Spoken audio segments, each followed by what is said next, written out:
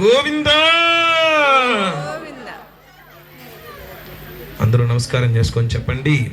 దిశాం దిశాం పతిం పతిం నమస్యామి నమస్యామి సర్వకామ